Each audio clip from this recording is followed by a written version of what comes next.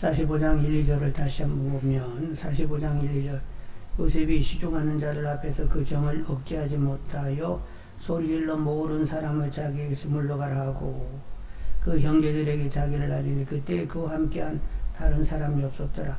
요셉이 큰 소리로 우니 애굽 사람에게 들리며 바로의 궁중에 들리더라. 총리 요셉이 시종드는 사람들을 소리 질러서 다들 나가라고 했어요. 물러가라고.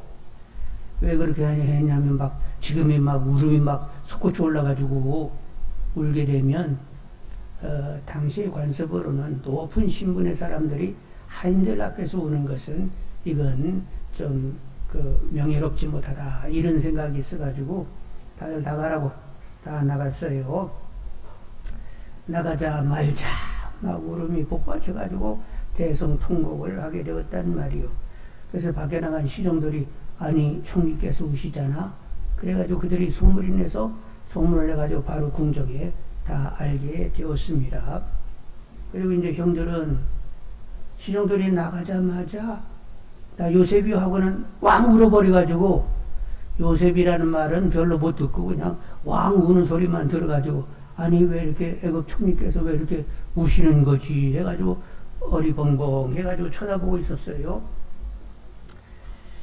그래서 이제 이렇게 어리벙벙 하는데 요셉이 이렇게 울 수 있었던 것은 형들을 아직도 미워하고 있어서 울 수 있는 거예요. 다 용서가 돼가지고 울 수 있는 거예요. 여러분 생각은 어느 쪽 같아? 용서했어요? 아이고 맞네. 그래가지고 이제 용서가 다 된 터에서 마음에 이렇게 막히는 것이 없다 보니까 그 막 울음이 솟구쳐가지고 그냥 울게 되었단 말이요. 왜 이렇게 형들을 용서하게 되느냐 하면 전번에도 좀 그 형들이 뭔가 이렇게 돌이키는 것을 보게 되었어요. 전번에도 막 이렇게 어려움이 계속 있게 되니까 그 요셉이 다 알아듣는지도 모르고 꼭 통역을 해야 듣는 것처럼 생각을 해가지고 자기들끼리 얘기하기를 그때 요셉을 팔지 말았어야 했는데 팔아가지고 오늘날 우리가 이 어려운 일을 당한다고. 어려운 일이 뭐요?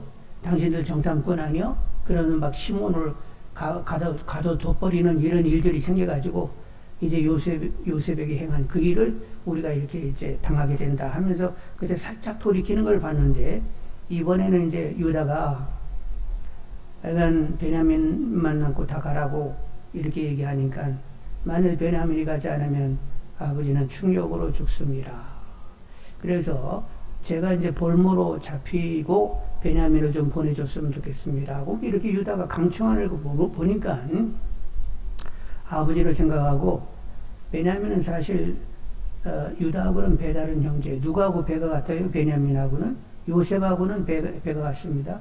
라헬의 소생이 이 요셉하고 베냐민이요. 근데 배다른 막내 동생을 돌려보내야 된다. 아버지가 만일 돌아가지 않으면 이 베냐민 때문에 충격을 받아가지고 죽으실 수 있으니까 내가 볼모로 잡힐 테니까 베냐민을 이렇게 돌려보내라고 얘기하는 걸 보니까 그래 형들도 많이 변했구만 이런 마음이 들면서 이제 용서하게 되었던 거지요. 그런데 여러분 아시는 대로 요셉이 팔릴 때 형들에 대한 원한이 있었을까요? 없었을까요?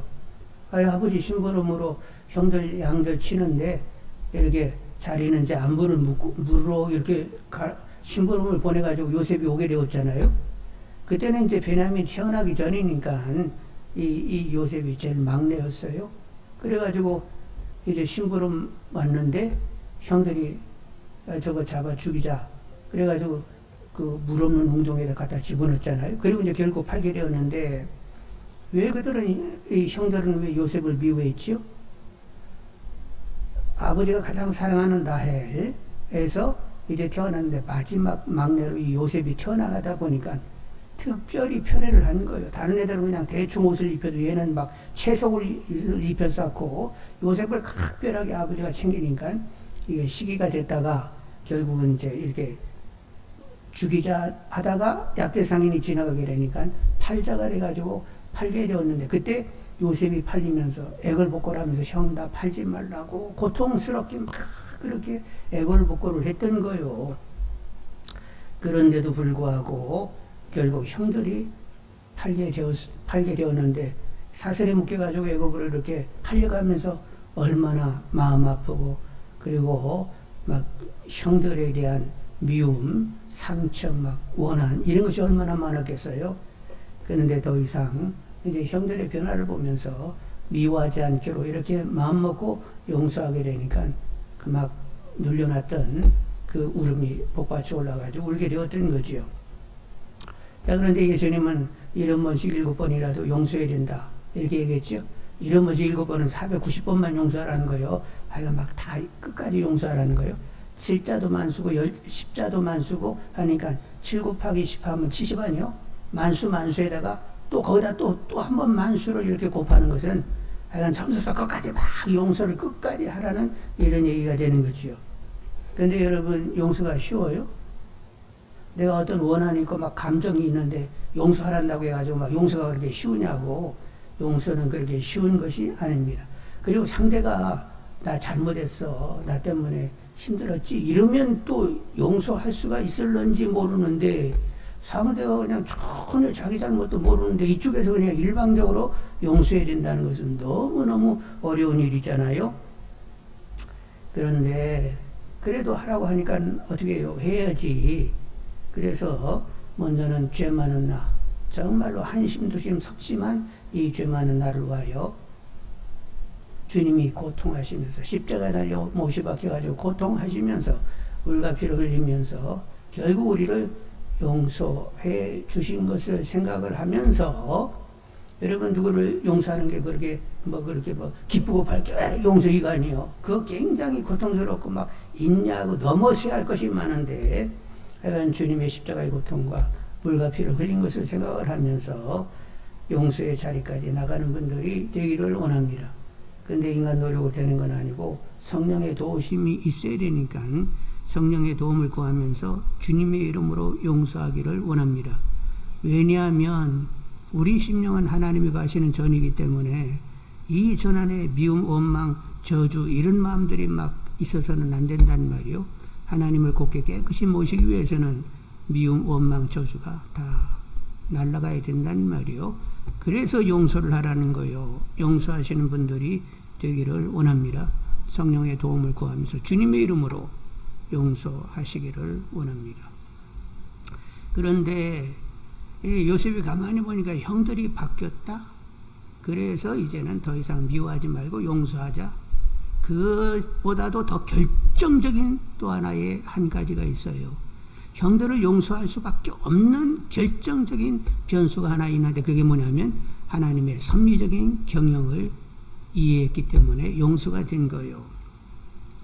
그래서 이제 3절을 여러분 보시면 3절, 요셉이 그 형들에게 이르되 나는 요셉이라 내 아버지께서 아직 살아계시니까 형들이 그 앞에서 놀라서 대답하지 못하더라.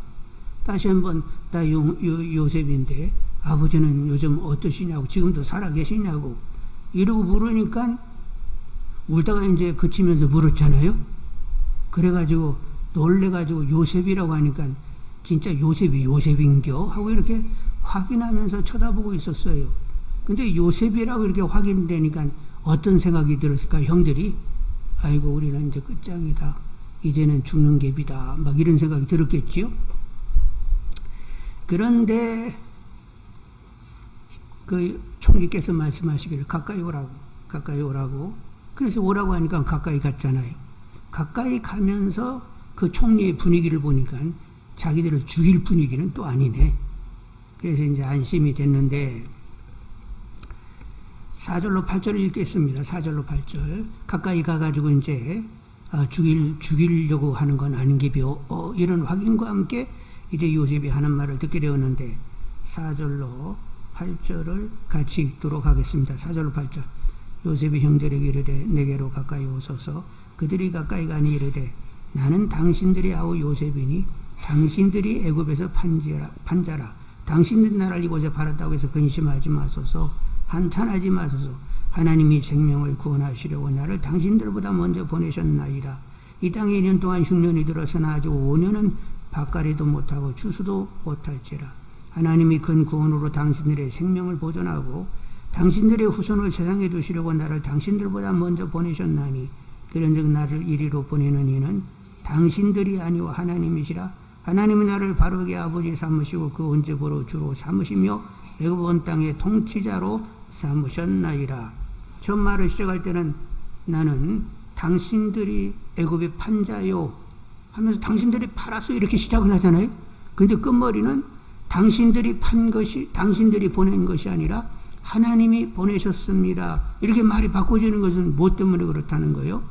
하나님의 섭리적인 경영을 이해하게 되니까 결국은 하나님이 보내셨다고 이렇게 결론을 내게 됐는데, 하나님 앞으로 도래할 무서운 흉년을 바라보시면서 그 흉년 때에 살아날 수 있는 길은, 이제 살아날 수 있는 길을 하나님이 만드셨는데 요셉으로 하여금 애굽의 총리가 되게 하고, 그리고 그 요셉의 아버지 야곱의 가족 70인이 애굽에 내려가 가지고 이렇게 살게 하시기 위하여 하나님이 이렇게 일을 다 진행했다는 거예요.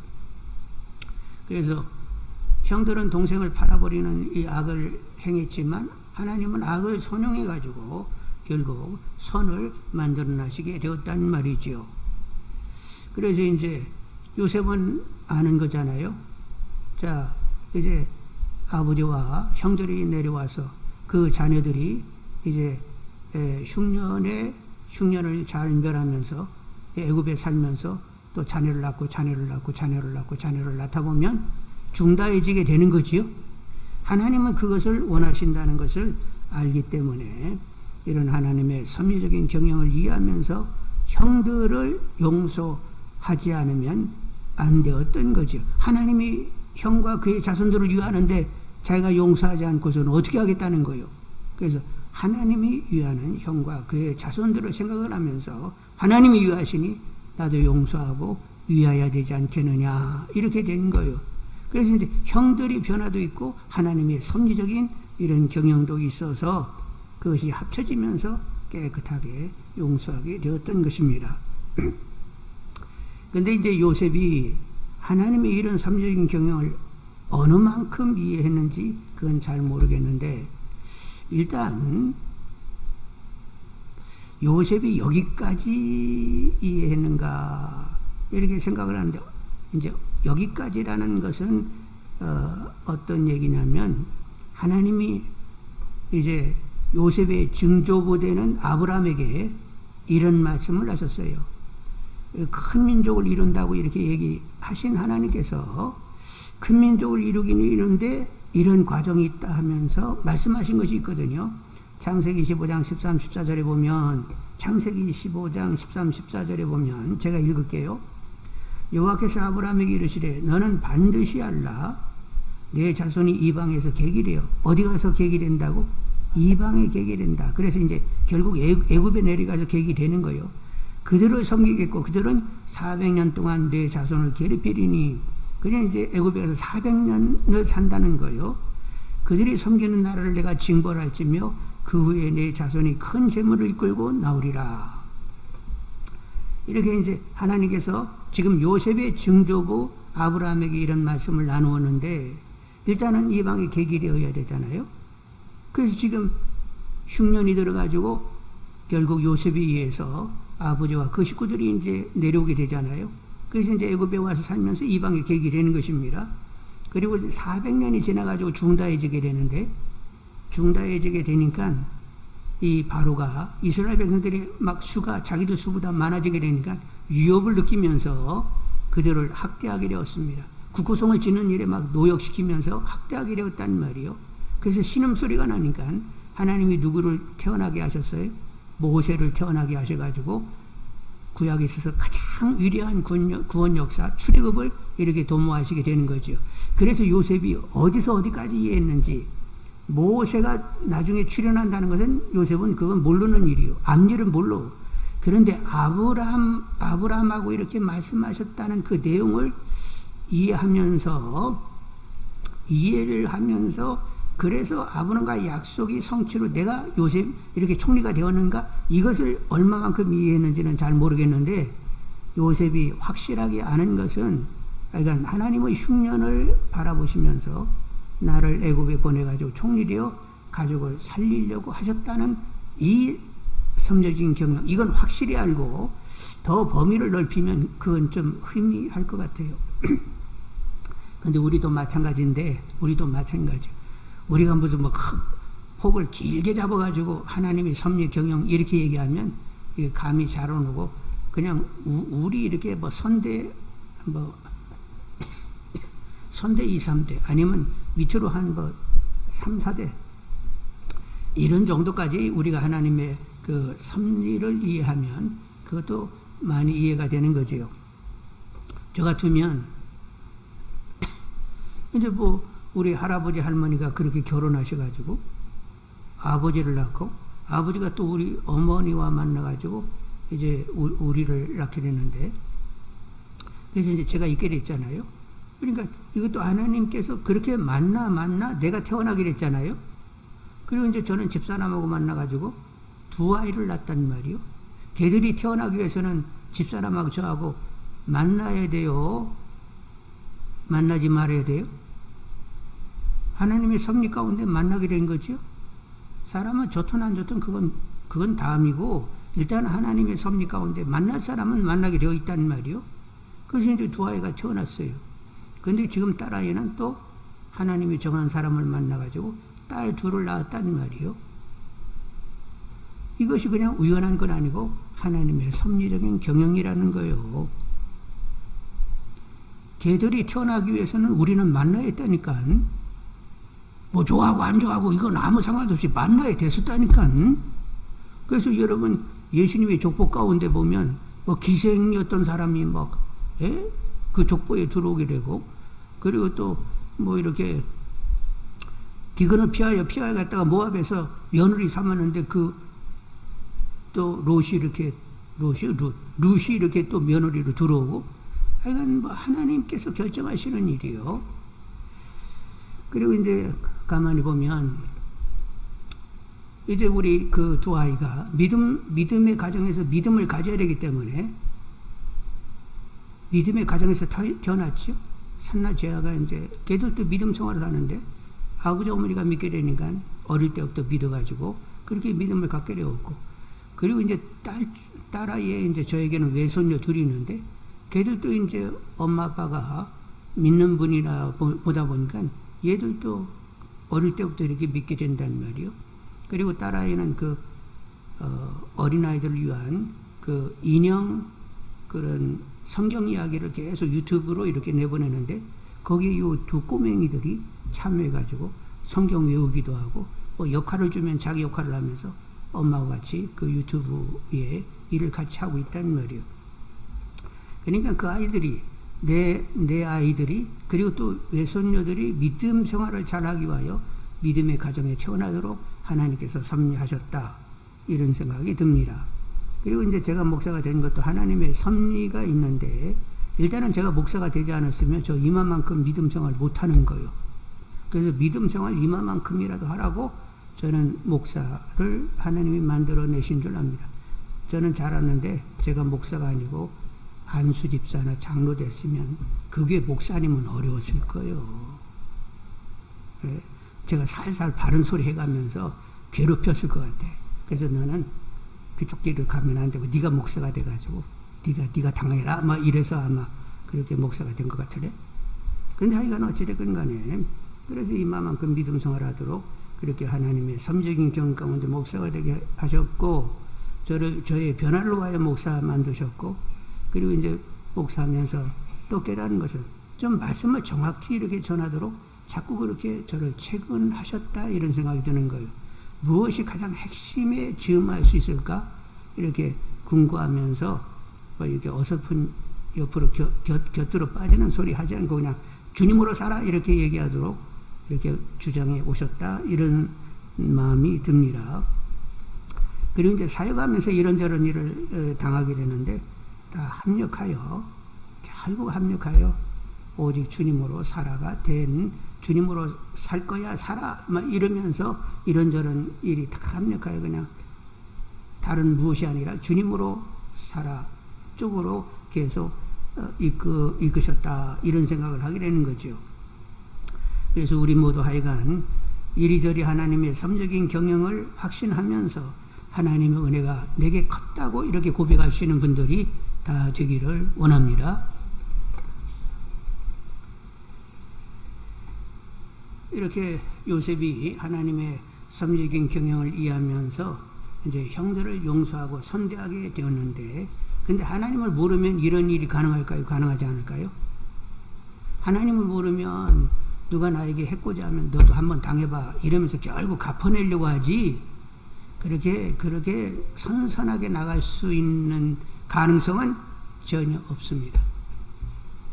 그래도 하나님을 알게 되니까 하나님께 바르게 반응해야 한다는, 그리고 진리 가운데 있어야 된다는 이런 입장들이 생기다 보니까 결국 용서도 있게 되는 것이고, 그리고 사랑할 수도 있게 되는 거지요.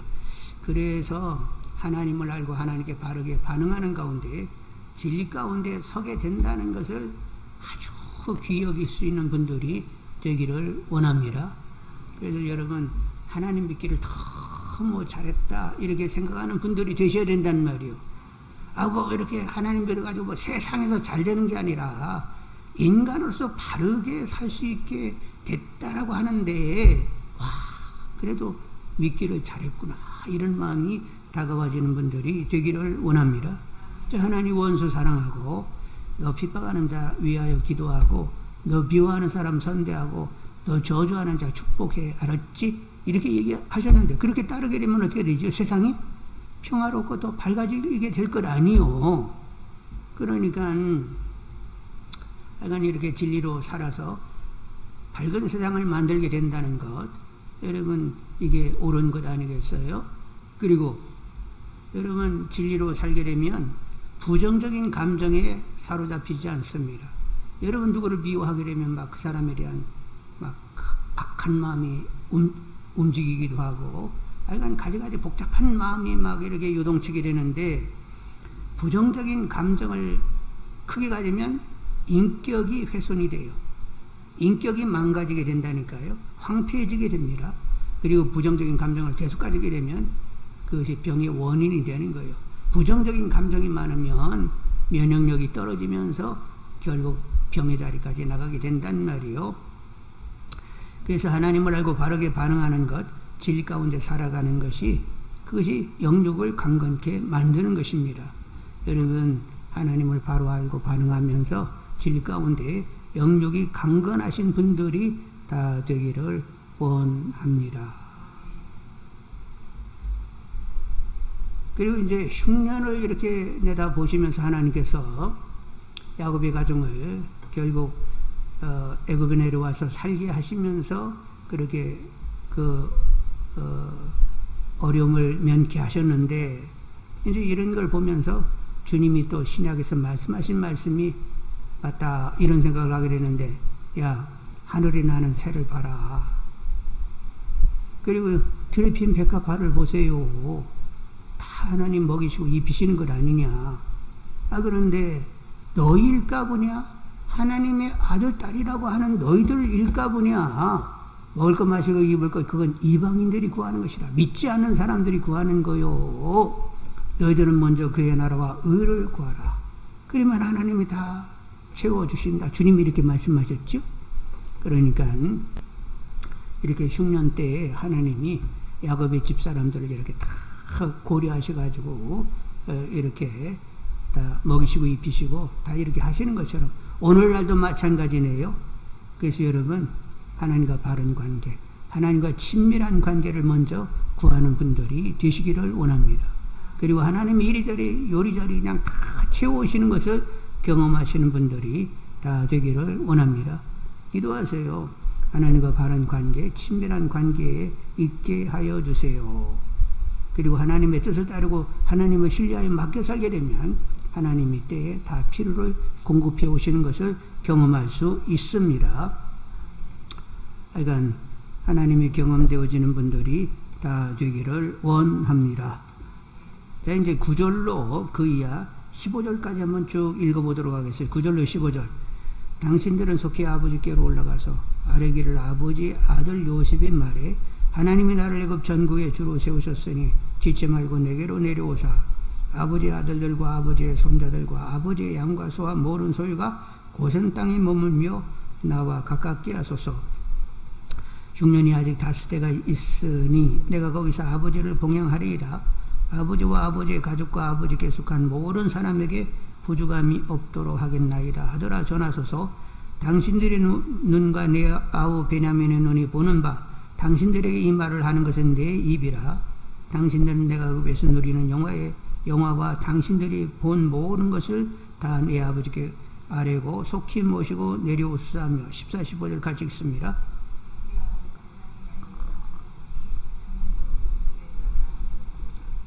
요셉이 또 형들과 입맞춤이 앉고 오니 형들이 그제서야 요셉과 말하니라. 서로들 이렇게 눈물로 다 화해하게 되었어요.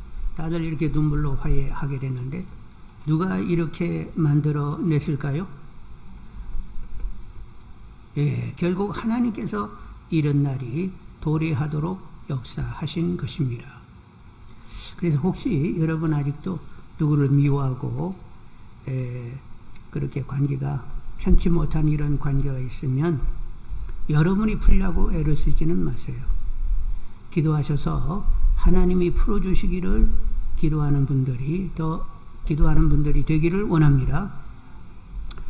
부부들이 흔히 얘기하잖아요. 무슨 문제가 있으면 우리 대화로 푸십시다. 그리고 이제 대화를 시작했어. 끝머리가 좋게 끝나는 경우들이 많을까요? 오히려 대화하다가 더 싸움판으로 나갈까요? 사람이 할 수 있는 일이 없어요. 이런 것도 범사의 하나님을 다 인정하라고 했죠? 그래서 누구와 관계가 이렇게 문제가 있게 되면 대화로 쓸데없는 소리 하지 말고 범사의 하나님을 인정하라고 했습니다. 하나님께서 풀어주십시오 하고 기도하셔서 하나님께서 풀어내신 것을 보면서 하나님의 선과 신실을 도래할 수 있는 분들이 되기를 원합니다. 아셨죠? 앞으로 장가 가실 분이 있는데 대화로 풀어 쓸데없는 소리 하지 말고 아니 시집 가실 분도 있는데 대화로 풀지요. 아니 쓸데없는 소리 하지 말고 사람은 그렇게 무슨 문제를 해결할 수 있는 그런 기본 능력이 없어요. 그러니까 하나님이 풀어주세요. 기도하면 그분이 다 풀어내십니다. 범사의 하나님을 인정하라 말씀을 기억하시는 분들이 되기를 원합니다. 자, 16절로 20절을 보겠습니다. 16절로 20절. 요셉의 형들이 왔다는 소문이 바로의 궁에 들리매 바로와 그의 신하들이 기뻐하고 바로는 요셉을 이르되 내 형들에게 명령하기를 너희는 이렇게 하여 너희 양식을 싣고 가서 가나안 땅에 이르거든 너희 아버지와 너희 가족을 이끌고 내게로 오라. 내가 너희에게 애굽에 좋은 땅을 주리니 너희가 나라의 기름진 것을 먹으리라. 이제 명령을 받았으니 이렇게 하라. 너희는 애굽 땅에서 수레를 가져다가 너희 자녀와 아내를 태우고 너희 아버지를 모셔오라. 또 너희의 기구를 아끼지 말라. 온 애굽 땅이 좋은 것이 너희 것임이니라. 요셉의 형들이 왔다는 말을 듣고 바로와 바로의 신하들이 인상 썼어요? 기뻐했어요? 기뻐했어요. 왜 그렇게 기뻐했지요? 요셉을 존귀 여기는 터에서 요셉 때문에 그 형들을 기뻐하게 된 거예요. 여러분, 요셉은 지금 애굽에서 어떤 정도로 위상이 있느냐? 요셉 스스로 이렇게 얘기했습니다. 45장 8절 아까 읽어서는 다시 한번 보시겠어요. 45장 8절. 그런즉 나를 이리로 보내니는 당신들이 아니요 하나님이시라. 하나님이 나를 바로에게 아버지로 삼으시고 그 온 집이 주로 삼으시며 애굽 온 땅의 통치자로 삼으셨나이다. 누가 그랬다고요? 다시 한번 보면 그런즉 나를 이리로 보내시는 당신들이 아니요 하나님이시라. 자, 하나님이 나를 바로에게 아버지로 삼으시고 그 온 집이 주로 삼으시며 애굽 온 땅의 통치자로 삼으셨나이다. 요셉을 존귀하게 여기는 것은 누가 그렇게 만들었다고요? 하나님이. 그러니까 7년 풍년이 오는 것, 흉년이 오는 것. 그래서 풍년 때 준비해가지고 그리고 흉년을 이렇게 잘 극복할 수 있다. 이런 얘기를 할 수 있는 사람이 누구요? 하나님의 사람, 요셉만이 할 수 있는 사람이요. 그래서 이 바로라든가 신하들이 요셉만 보는 것이 아니라 누구까지 본다고? 요셉이 하나님까지 보면서 결국은 이 요셉의 권위는 하나님의 권위를 가지고 있었던 거예요. 그래가지고 당신 아니고서는 이 어려운 국면을 해결할 수 없으니까 그래서 그냥 요셉이 하자는 대로 다 따르는 거예요. 이렇게 위상이 높고 존귀 여김을 받고 있다 보니까 요셉의 형들이 왔다고 하니까 다들 기뻐하게 되었던 거지요. 여러분, 그래서 요셉 때문에 애굽도 살고 애굽 주변에 있는 나라들도 다 그 흉년 가운데 살게 되었단 말이죠. 그런데 예수 믿는 사람은 다 이렇게 살아야 되는데 어떻게 하지? 아브라함에게 너는 복의 근원이 되라고 얘기했는데 아브라함이 주신 말씀은 아브라함 후손들 모두에게도 해당이 되는 말씀이에요. 근데 아브라함 후손 가운데 예수님이 계셨고 우리는 예수 안에 들어가서 우리들도 복의 근원으로 삶을 살아야 된다는 말이에요. 우리는 왕같은 제사장들입니다. 그래서 우리는 왕이면서 제사장들이기 때문에 많은 다수의 사람들이 하나님의 복을 받도록 삶을 살아야 된다는 말이에요. 그러니까 우리가 더 하나님 앞에 깨끗한 통로가 되어야 되겠죠. 그래서 하나님이 우리를 통하여 하나님이 복 주시고 싶은 사람들에게 복이 나누어지는 이런 역사가 일어나야 된다는 말이요. 너희들은 세상의 빛이다. 세상을 밝히고 세상을 복되게 하는 데에 쓰임받기를 소원하는 분들이 되기를 원합니다. 먼저 내가 그렇고 우리 자손들이 그렇고 한국교회가 정말로 복의 근원이 되는 나라가 되도록 하나님께서 우리들을 세워주시라고 더 깨어서 기도하기를 원합니다. 자, 그래서 이제 바로 이 이야기도 있고 해가지고 결국 이제 요셉의 형들이 헤브론으로 아버지를 모시러 가게 되었어요. 자, 25절로 28절을 읽겠습니다. 25절로 28절.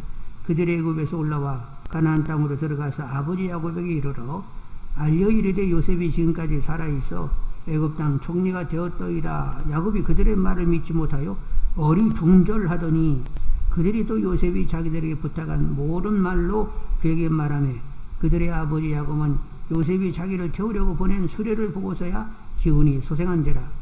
이스라엘이 이르되 조카도다. 내 아들 요셉이 지금까지 살아있으니 내가 죽기 전까지 가서 그를 보리라 하니라. 애굽에 살아가지고 애굽이란다. 요셉이 살아가지고 애굽의 총리가 되었다는 말을 들으면서 요셉이 살아? 그리고 총리가 되었다고?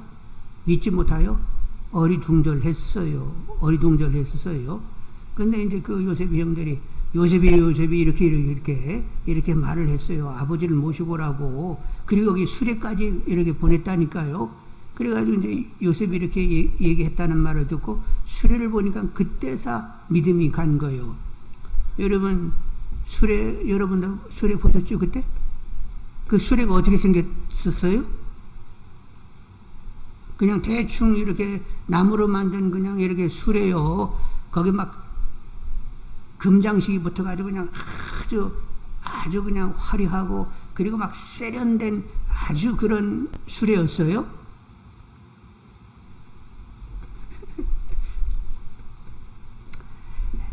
애굽에 가면 그 이제 박물관이 있잖아요. 거기 가서 이렇게 수레를 딱 보게 되면 아니 그 옛날에 수레를 이렇게 만들었어? 얼마나 수려하고 미적이고 세련있고 그 수레 자체가 그냥 작품이라니까요. 금장식에다가 해가지고 그냥 딱 보는 순간 아니 어떻게 이렇게 미학적으로 세련되게 이렇게 아주 그냥 조형미 있게 이렇게 수리를 어떻게 만들지? 하고 여러분 감탄하게 된단 말이에요.